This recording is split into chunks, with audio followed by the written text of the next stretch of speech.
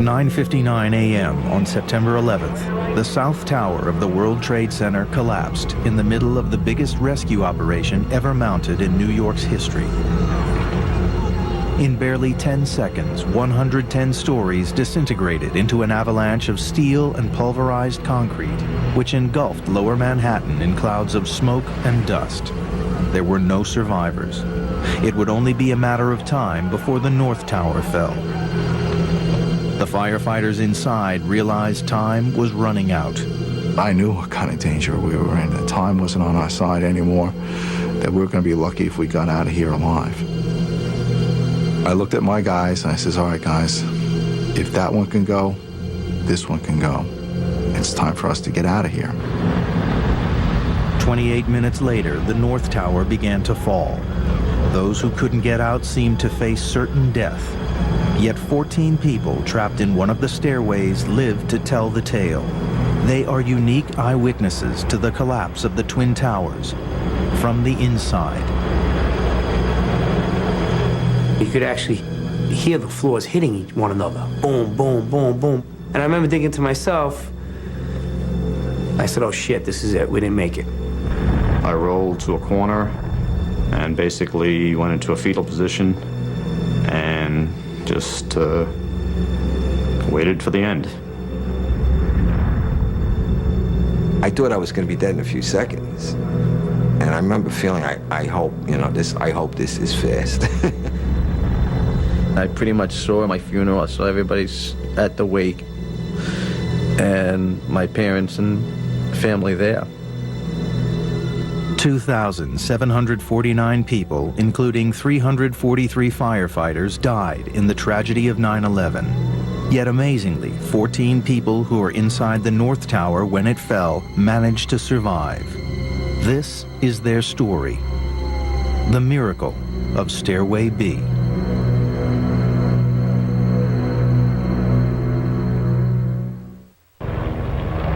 As dawn broke on the morning of September 11th, 2001, it seemed just like any other day in New York.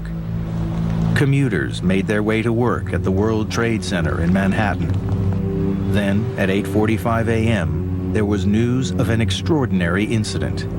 At his firehouse on East 29th Street, Lieutenant Mickey Cross heard the first reports coming in on the fire department radio. I'm listening to a transmission from a chief, and he was downtown, and he was at a gas leak or something very routine, and he was calling to the fire department dispatcher that he was confirming that an aircraft had hit the World Trade Center. The plane hit the North Tower between the 93rd and the 99th floors. Josephine Harris was working on the 73rd floor. She would be one of the 14 people to survive. The building just began to rock. And I kept saying, why won't it stop? Why won't it stop? Among the first firefighters to respond to the emergency at the World Trade Center was another of the survivors, Lieutenant Jim McGlynn of Engine 39. My girlfriend Kathleen works in that area. So before we left, I called and left a message on her voicemail at work that there was a plane that hit the Trade Center, that it was probably terrorism, and to stay away from that area. Huge fires were engulfing the top of the North Tower. On the 73rd floor, a bewildered Josephine Harris was trying to remember her evacuation drill. Always take your pocketbook. And I remember that. You got your keys, you got your money. So, I always have the bag, and I'm gonna let go of my pocketbook. And then I start down the stairs. But that's when I'm thinking, what's going on? Within 15 minutes, 235 firefighters were called out to the disaster area. One of the units to arrive was Ladder 6, led by Captain Jay Jonas. Their rescue of Josephine would play a vital role in their own survival. They put a knot in your stomach, going across, seeing that. Something that you never thought you'd see. You saw the North Tower of the World Trade Center, the top 20 floors in flames. When Lieutenant Jim McGlynn and his unit arrived at the scene, the tragedy was all too real. One of the first hazards they faced was the bodies of jumpers crashing to the ground. I saw people jumping. You heard them hitting the pavement. And you realized the utter desperation that these people must be going through in order to jump to their death. 9:03 a.m. A second plane crashed into the South Tower. A major disaster turned into a catastrophe. Mickey Cross and his unit had just got there. He would be another of the miraculous survivors. We got showered with debris. We were getting these pieces of material were coming down flaming. I remember seeing that. It looked like, it reminded me like meteorites or meteors or something. We all got off, we got our equipment, and I kind of huddled everybody together. We had it kind of like a little pep rally, pep talk, something. I wanted to say something to the guys. I was nervous, you know, but I think that helped me to center myself, you know. 9:10 a.m. More fire units were arriving. A command post had been set up in the lobby of the North Tower, where the fire chiefs directed operations. Jay Jonas was one of those given his assignment by Chief Hayden. As they came in and we gave them their assignments, you could almost look in their eye and realize that they themselves knew that this was going to be very risky and very difficult for all of them. I gave them a salute, and I walked over to where my firemen were waiting for me. And I walked over to them and I said, all right, here's the deal. That's a raw deal, but this is what we have. Chief Jonas came back over, and I'll never forget these words. He just said, boys, they're trying to kill us. Let's go. And, you know, you really don't have a choice. You know, you that's what we get paid to do. You go. New York's firefighters were facing the biggest and most treacherous high-rise fire in history. Nothing could have prepared men like Jim McGlynn for a disaster on this scale. Every fire has its challenges. Every fire is a little bit different from the other. But this was totally uncharted water. Knowing that this fire was being fueled by jet fuel, you knew that you were going to have to improvise and deal with it when you got up there. With the elevator shafts destroyed, just getting up to the 90th floor was a daunting prospect in itself. James Eftimiardis was one of Jim McGlynn's men. At that moment, I was thinking, God, we have to walk up 90 flights of stairs with all our gear and get up there. I was supposed to go home 6 o'clock that night, and I knew that wasn't happening. 9:25 a.m. The fires in the North Tower are blazing out of control. By this time, Josephine Harris has made it down to the 60th floor. She suffered no injuries from the explosion, but was slowed down by an old injury to her leg. Around the 60th floor, I looked at the number, and I said, gee, 60. And I stopped. I told myself, don't look at the number of floors anymore. And I didn't, and I kept going. By now, the fires, fed by jet fuel, were consuming the upper floors of both towers. In the South Tower, the temperature rose to 1,300 degrees Fahrenheit, causing the steel framework supporting it to buckle. But the firefighters were unaware how close the towers were to collapsing. It took us about an hour to get to the 31st floor. And we were regrouping there, and at that time, the building shook so violently that you couldn't stand up. Everybody had to hit the floor.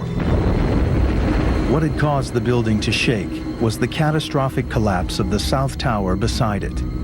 But the firefighters inside the North Tower were unsure what had just happened. Many of their radios weren't working, and the huge dust clouds made it almost impossible to see anything outside. I thought the elevator may have been coming down the shafts. Maybe they cut loose and they were coming down the shafts, and I was right near the open shaft, so I was a little concerned about being sucked into the shaft. I'm thinking if the elevator's coming down, it's going to create a vacuum and I could be pulled. You know, this is what was going through my mind. In the the back of my mind, I thought that a piece of our building had fallen off. So I looked at Billy Burke. I says, all right, Billy, you go check the south windows. I'll go check the north windows. We'll see what we can see. And I couldn't see anything. All I saw was the white dust pressed against the glass. I looked at Billy Burke, and I asked him, is that what I thought it was? Thinking he'd say that part of our building collapsed. And he just looked at me with a straight face. And he said, the south tower's just collapsed. It was a disaster on an unimaginable scale. The streets around the World Trade Center had been engulfed with debris and dust, leaving the command structure of the fire department in tatters. Jay Jonas knew it was only a matter of time before the North Tower would also fall. If they couldn't get out, nothing short of a miracle would save them. September 11th, the History Channel spoke with rescue workers who experienced the day firsthand. We got ordered to the 23rd floor. It was surprising how calm people were, and many of them were injured, some very seriously injured people, but it was kind of dark in there, and it was another staircase, and I went over to the staircase, and there was two people in there. It was a gentleman, his name was Joe Garcia. He was a supervisor for the Port of Authority. I remember this very clearly, and he was with a woman, and this guy stayed with this woman. She was injured, and he stayed with her and took her down from the 73rd floor all the way to the 23rd. This is like one of the unsung heroes of 9/11. He disregarded his own safety to stay with his employee, and he took her down walked her down 50 floors. The History Channel remembers 9/11. Visit the new Tribute Center on Liberty Street in New York City.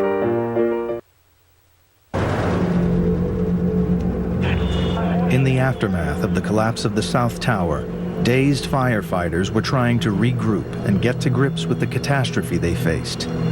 All they could hear were the calls for help and the high-pitched personal alarms of injured firefighters going off all around them. Inside the stricken North Tower, Captain Jonas knew it was a race against time. I knew what kind of danger we were in. The time wasn't on our side anymore, that we were going to be lucky if we got out of here alive. So I looked at my guys, and I says, all right, guys, if that one can go, this one can go. It's time for us to get out of here. We weren't running. We weren't even really moving all that fast, you know. We were basically at a very steady pace. We stayed together, and we were working our way down. I thought I was very clear to my men that the other tower had collapsed. But I didn't find out till later that they really didn't understand what I was telling them. The whole way down, he was like, he just said, come on, guys, let's keep moving, let's go. A couple times we'd stop and we'd look around, you know, maybe take a look on a floor. Come on, guys, let's keep moving. 10:15 a.m. Captain Jonas and his Ladder 6 crew had reached the 15th floor when they ran into Josephine Harris on Stairway B. Even though her office manager was helping her down, her leg was so bad she could only move at a snail's pace. Every fiber in my being was telling me, keep going. You know, you're wasting time. Get out of this building. And I turned around and said to Captain Jonas, I said, what do you want to do? And he said, grab her, let's go.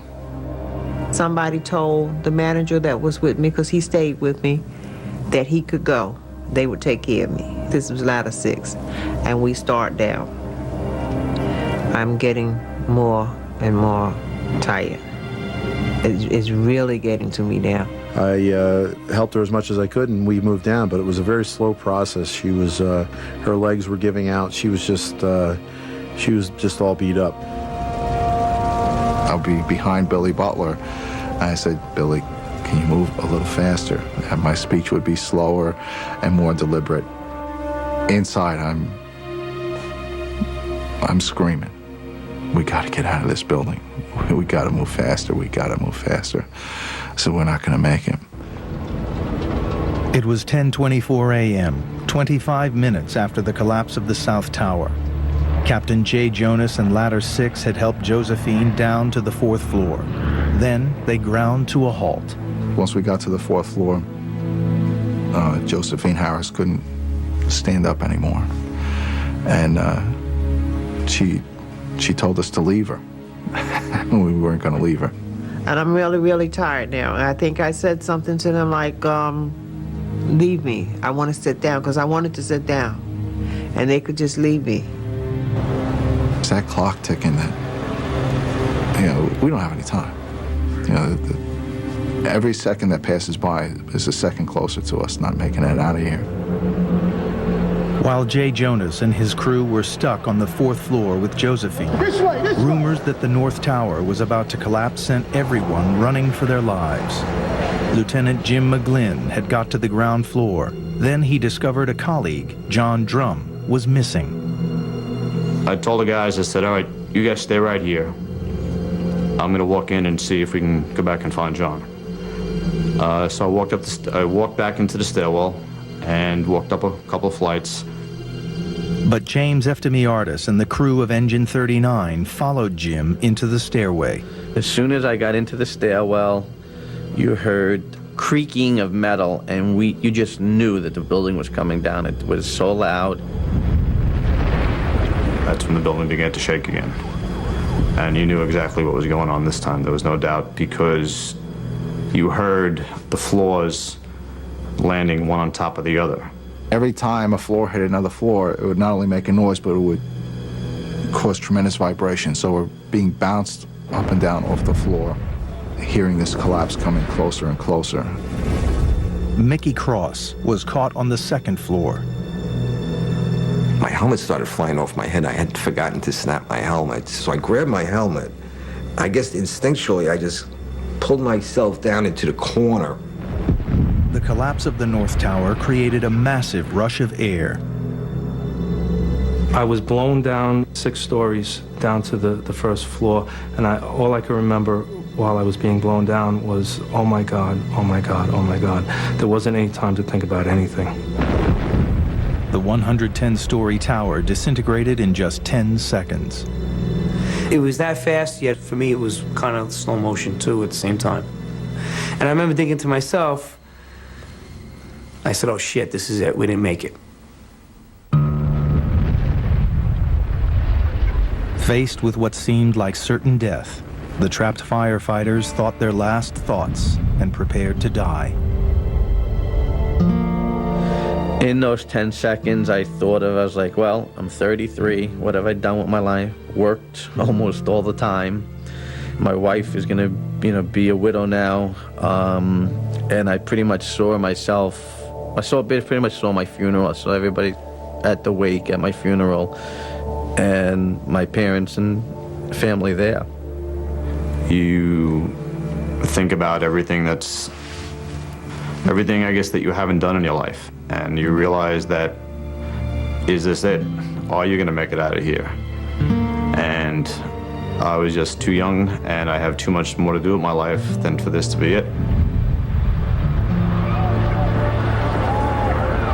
I thought I was going to be dead in a few seconds. And I remember feeling, I hope this is fast. Because I had a fear of being trapped, like say with a broken back or severely injured, and still being conscious and alive. It was strange, but I was at peace when the collapse actually started. It's like, whatever's going to happen now is going to happen. And I hope it doesn't hurt too much, but the fear was gone.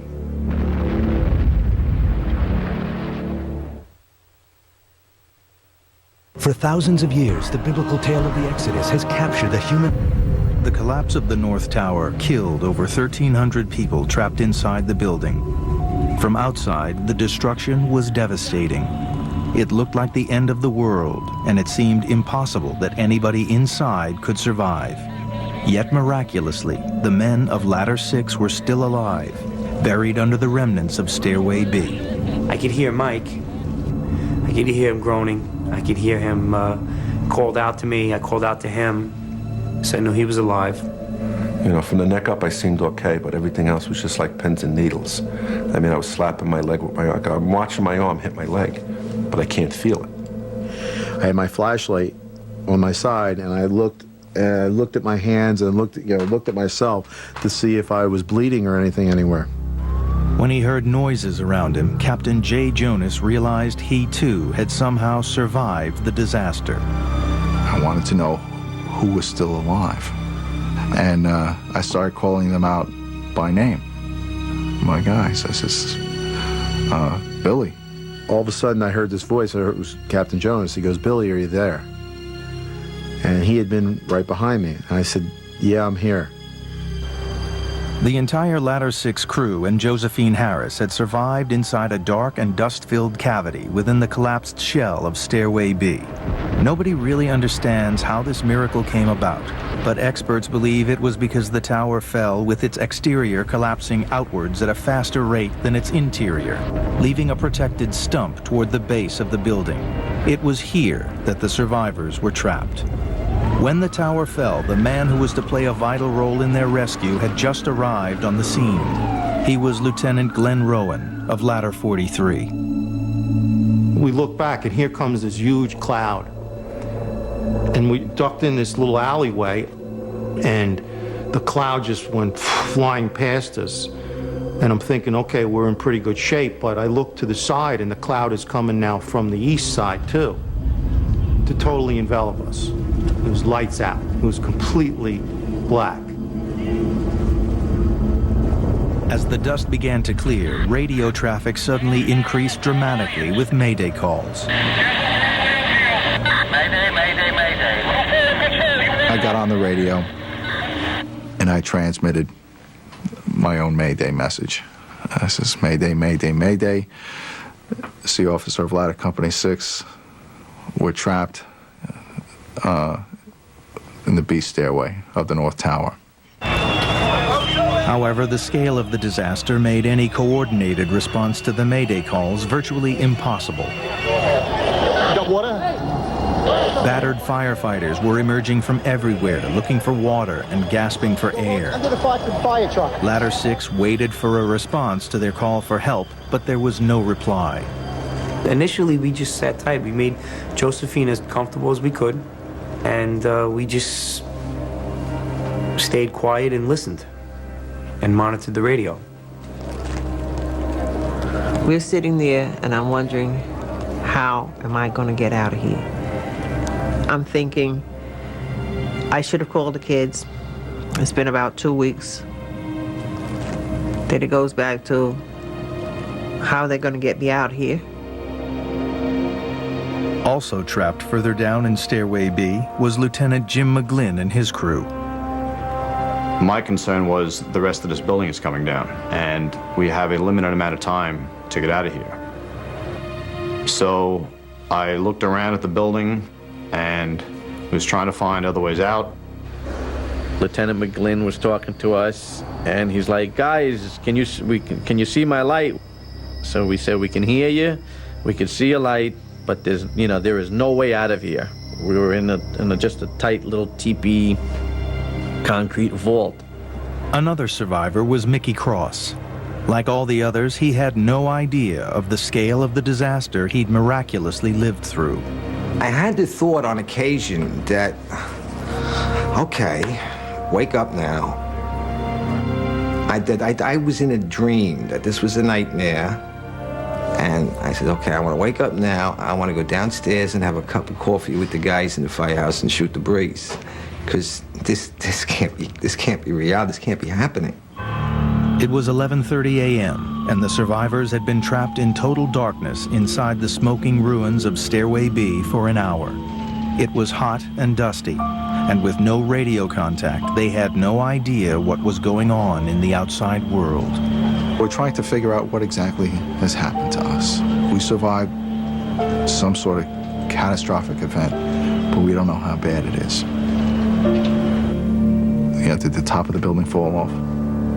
Couldn't be the whole building collapsed because we're still there. We're in this stairway. It's twisted and rubble filled, but it's there. In the debris field above them, the firefighters were just beginning their search and rescue operations. But the chaos and destruction that confronted them made it all painfully slow and extremely dangerous. Some of the survivors were already wondering if they would ever be dug out and rescued. I had no idea what was over us. I'm thinking 110 stories. how much rubble that is, if they start pulling it apart, how long would it take for them to get to us? So there were times it was very like wondering, they'll never get to us. It might take weeks and weeks, you know. Hundreds more firefighters were now arriving at the disaster area, but Captain Jay Jonas's Mayday messages were still not being picked up. Trapped down in Stairway B, there was nothing else Jay could do. We realized we can't get ourselves out. And that's a big mental leap for a fireman to take, because we're so used to being the people who are going in to rescue someone. Now, the roles are reversed, and you realize you're helpless yourself. Josephine also felt helpless, but remained calm and composed, even in her prayers. I remember one time saying to God, if you get me out of here, I'll never ask for anything again. And I said, nope, I'm not going to say that. It soon became clear to the outside world, however, that there would be very few survivors. Those who feared their loved ones had been killed when the towers collapsed desperately tried to find out if they were alive. Mickey Cross's girlfriend, Christine, telephoned his firehouse. She was told he was missing. I started yelling at the firefighter who answered the phone. I was saying, what do you mean? What do you mean? He's just not back from the job yet. And then I came out of my little denial and I said, listen to me, I'm calling this disaster a job. And then I went out to look for him. Strict security measures made it virtually impossible for family and friends to get anywhere near the World Trade Center site. So Jim McGlynn's girlfriend, Kathleen, went to his firehouse for any news of him. I just started asking a lot of questions, and I said, well, can you at least tell me when they responded? And at first, they just weren't sure, or they just didn't want to tell me. And then one of the firemen came up to me, and he said they responded at 8:52. And it was then that I really started to fall apart, because I realized if they left at 8:52, they were down there. And I knew what happened. Shocked and traumatized, the nearest and dearest of the victims could do nothing but hope. If anyone had survived the collapse of the Twin Towers, the rescuers were determined to find them. But with any survivors buried alive in a debris field that extended over 16 acres, they knew time wasn't on their side. How does it... It was midday on 9/11, and Captain Jay Jonas's Mayday messages were still not being picked up. The firefighters had no idea there was a pocket of survivors nearby. Then Jay again tried to make radio contact. Unexpectedly, this time his call was picked up. One of the officers coordinating rescue operations was Chief Nick Visconti. He responded to Jay Jonas's Mayday call. Operation to ladder 6. All units stand by. Operation to ladder 6. I got a radio transmission from Nick Visconti. I heard Operations Post to ladder 6. Operations Post to ladder 6. This is Jay, where are you? Okay, 10-4. North Tower, Stairway B is in boy on the second floor. The location given by Jay Jonas was unbelievable to the firefighters listening. The North Tower no longer existed. They asked for his location again. He asked me that a couple times, and one time he asked me that. Somebody else got on the radio and said, where's the North Tower? I remember somebody saying that, where's the North Tower on the radio? And I said, oh shit. I says, it's not good.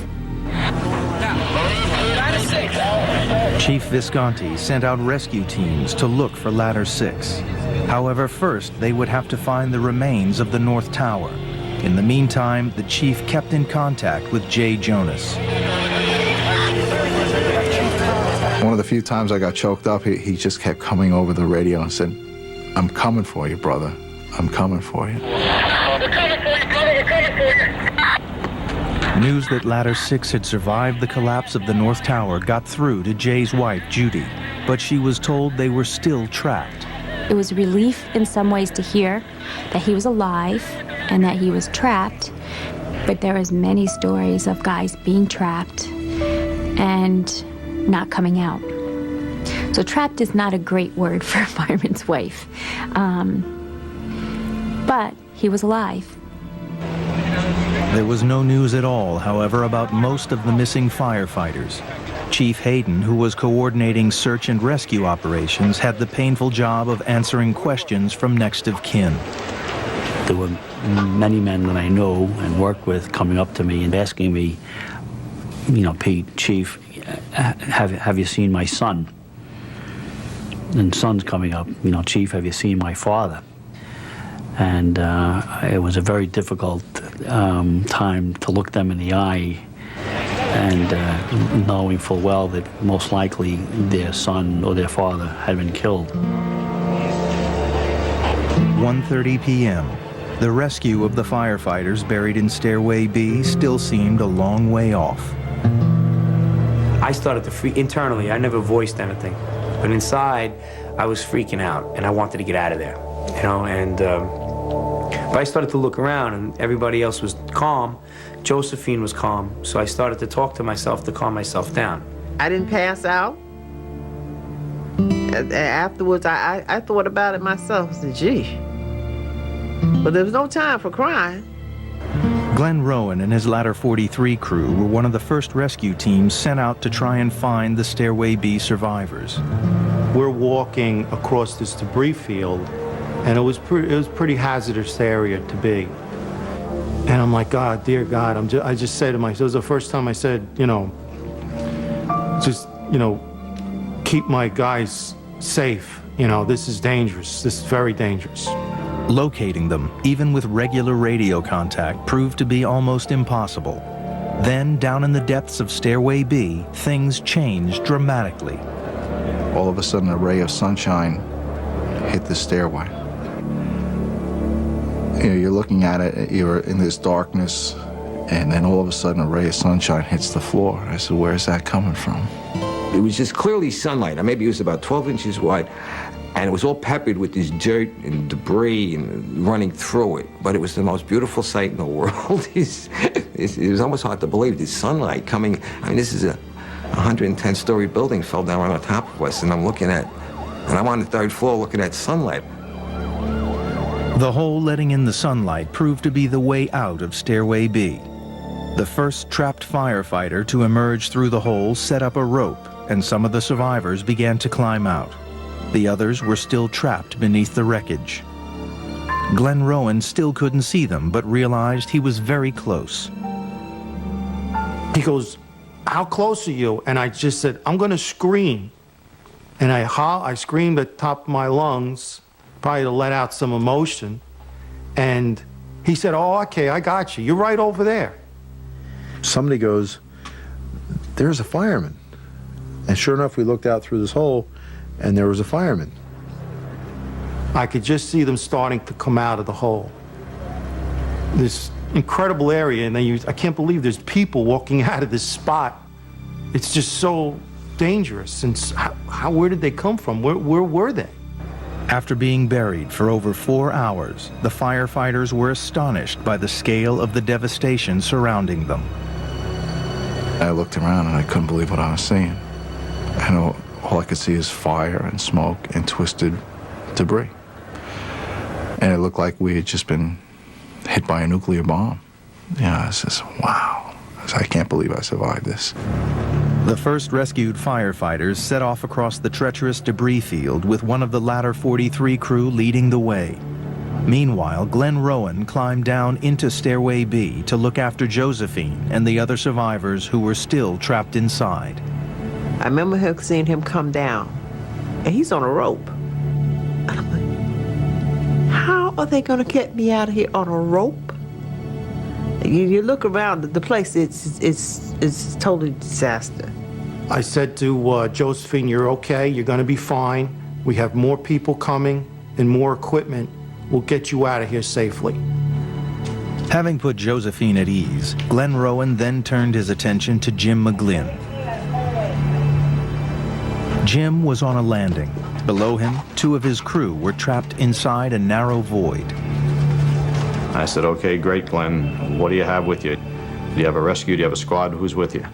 And he says, at the moment, it's just me. And I said, okay, well, we have a problem. You can just hear the disappointment in his voice. He's like, oh, we're going to be here so much, how are we going to get my guys out? We got to get my guys out. Glenn Rowan was determined to get them out, but he knew it wasn't going to be easy.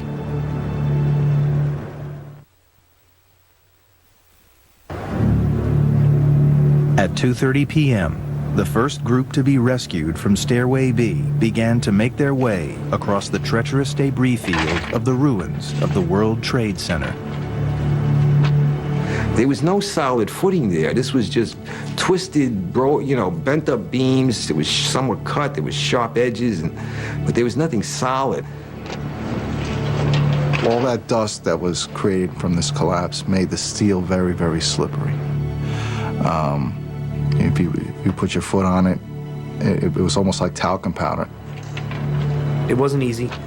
We had to go up and under concrete and twisted steel, and some of it was hot, some of it was smoldering, and it was sharp edges, and there were voids everywhere. And we basically just stayed together. We took our time. We crawled over this debris field. After an hour of relentless effort, Glenn Rowan and his crew managed to dig out the last 2 remaining firefighters of Ladder 39 from the void where they'd been trapped. All 14 survivors were now free from the building, but they still had to make it to safe ground. As soon as I got out, I just looked. I'm like, which way do we go? And the guy's like, that way. Finally, I got the guts to go. I started climbing down beams, up beams, down beams, up beams. I took off. After what seemed like an unending struggle to escape from the danger zone, Mickey Cross finally began to feel the end was in sight. I saw a bunch of firefighters coming up the pile. And that's the first time I felt okay. I says, okay, these are fresh troops. They're coming from a place of safety, so if I could just get to them, I'll be okay. Mike Meldrum's back was injured and he was very unstable on his feet. He feared he wouldn't be able to make it through the 16-acre debris field littered with 30-foot-high hills of broken beams and shifting masonry. I remember saying to myself, I don't know how the hell I'm going to do this. I just don't know how I'm going to do this. Look, if you missed a step, if you fell, there was no way to get you back. Mike looks at me, he says, Cap, I can't do it. I can't climb up. I said, yes, you can climb up. He says, no, I can't. I says, Mike, your wife and kids are on the other side of that hill. Mike Meldrum did make it to safety, as did all the 14 survivors who were buried in Stairway B. Remarkably, none of the survivors were seriously injured. They were all given first aid as soon as they came out. This is Billy Butler on the gurney being given medical attention. The first thing Mike Meldrum wanted to do was to get back to his fire truck. I remember looking for the trucks, because all the trucks were there. And I could see the walkway bridges, they were down. I couldn't see any trucks. There were no... I says, my truck should be somewhere right here. And I couldn't see it. All it was just mounds and mounds of debris. And I think that was the first time I really got to look back. And there was nothing in these buildings. 3 p.m. Jay Jonas was looking for a command post to report in. He saw Chief Hayden standing on top of a fire truck coordinating the rescue operation. Jay came up and he reported. He stood there and I'm looking down at him and he saluted me and he says, Captain Jonas reporting for duty. And I just couldn't help but smile at him because this was one of the bright moments of the day. It was a very emotional moment for him and I. He looks down, he starts crying. I look up and I'm crying. And he says, Jay, it's good to see you. I says, it's good to be here. Mickey Cross was wandering around in a daze trying to find his crew members. Then he saw a man behind a desk at an improvised command post. It was a flat table with some papers on it, and it was the chief sitting there, and I said, that looks like someplace I should go. And I said, I'm Lieutenant Mickey Cross, Engine 16. So he looks at me, he goes, he has this list of names. He goes, oh, geez, we have you missing as presumed dead. You know, he says, no, I'm here. And then I asked him, I says, where's my company? Did they all get out okay? All of Mickey's crew were out of the North Tower before the collapse occurred and survived. But Mickey's girlfriend, Christine, had no news of his whereabouts and was searching for him at Ground Zero. The condition of the men that I saw and the women coming out of there, it didn't look promising. And it's, you know, 3 o'clock-ish, and still there was no word about Mickey. Jim McGlynn was receiving first aid and worrying about the other firefighters in his unit. I just went over and I got myself checked out, and I had a lot of dust in my eyes and glass, and I guess when they washed them out. Nobody was sure of where people were, of the magnitude of our losses. There were estimates of 100, 200, 300 dead, but nobody was really sure. All the men in Jim's unit survived. And at last, his girlfriend Kathleen got the news she desperately wanted to hear. Jim was safe. I felt my whole body just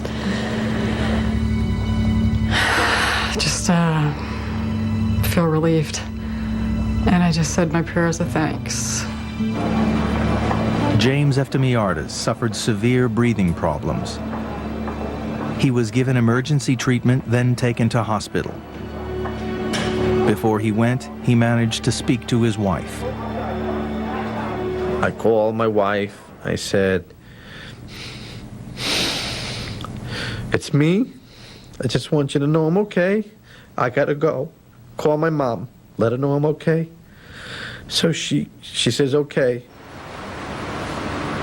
10:30 p.m. The burst of optimism that came from finding the survivors of Stairway B was beginning to fade. Exhausted firefighters went home while fresh volunteers arrived to face the grim reality of Ground Zero. After a very long day, survivor Sal D'Agostino made it back to his firehouse. Well, we get back to the firehouse, and we walked into the office, which is right off the apparatus floor, watching it on TV, and that's when we really hit us the magnitude of this whole thing.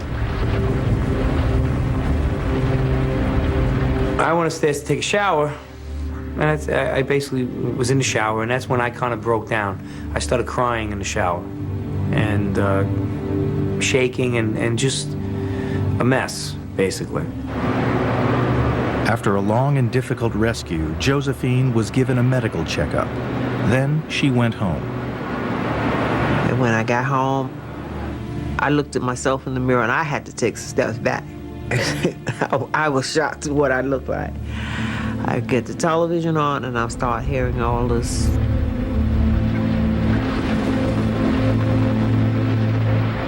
And I lost it. I just lost it right there in the middle of the floor. Just unbelievable. For hours, Mickey Cross aimlessly wandered the streets in a state of shock. Later that evening, he returned to his firehouse, where he was reunited with his girlfriend, Christine. Me and Christine, we walked to my apartment, and I must have fallen asleep. I don't remember the rest of the night. She says I was yelling in my sleep that night. I don't recall.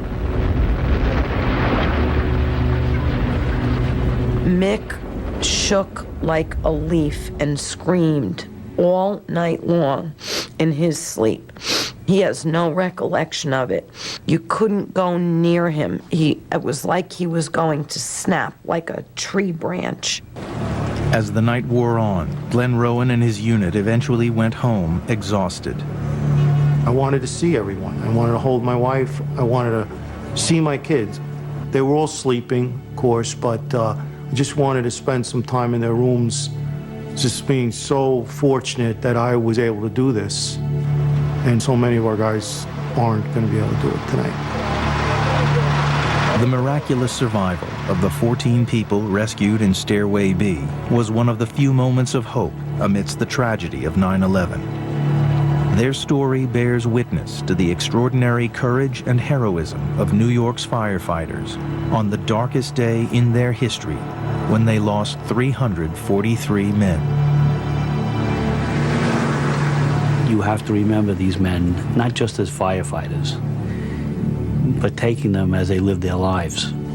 They were sons, they were brothers, they were husbands, they were fathers, they were friends, they were family men, and then they were firefighters also.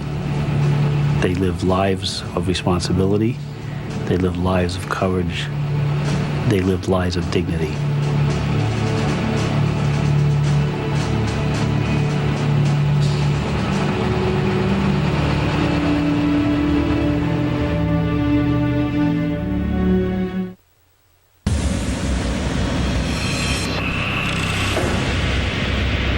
I don't think this has been used for centuries.